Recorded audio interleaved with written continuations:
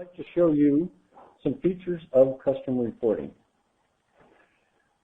The best way to show you the features is to demonstrate that in the application itself. So I will go to Start Up Excel. Just to make sure that you don't think that my hands ever leave my wrists, I will start up Excel with a blank template. Now what I'm going to show you is creating a customized report using the tools that are provided here with an Excel add-in. So first, I'll just give it a title,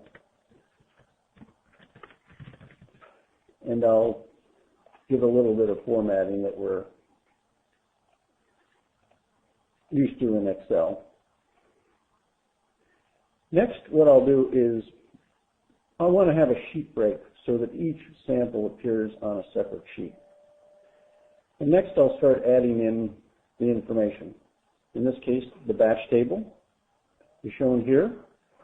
And as you notice, the XML mapping, as I described before, is mapped right over to our information that's stored in the data set. Now, if I'm missing something, for example, let's say the comment, I can easily add that in right here.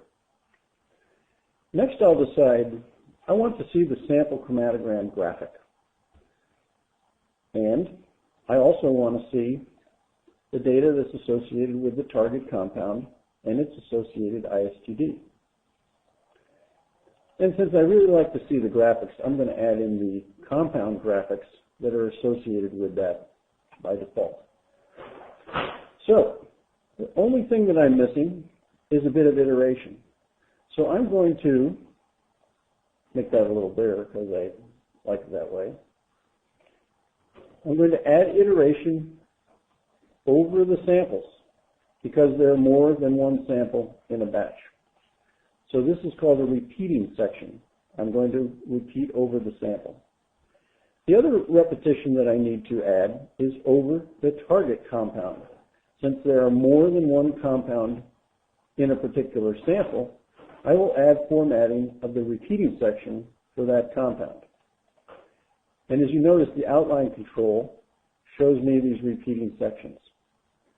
The last thing that I'm going to do, just for fun, is to add in some customized header and footer. So in this header, I'm going to add in something like custom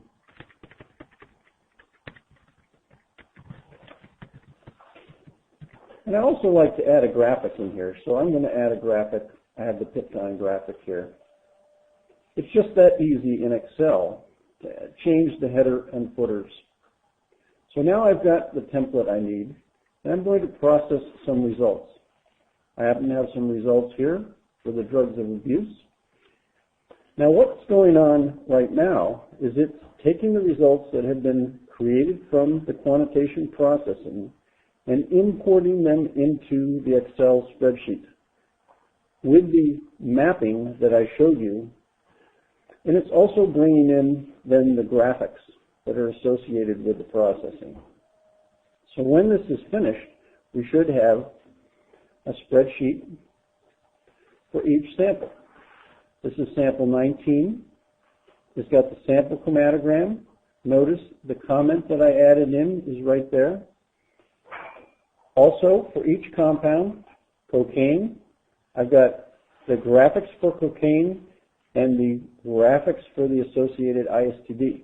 And that is repeated for each compound, MDMA, and so forth and so on for the compounds that I've got in the sample. The same exists for the next sample, sample 20, exactly the same. So what I can do is now print preview and send that to a printer. Notice that the icon that I added in here is right there. And I can print that to a printer or maybe print that to an Adobe Acrobat file and save that either electronically or on paper. So that is a quick demonstration of custom reporting. I hope that this ends up useful to you.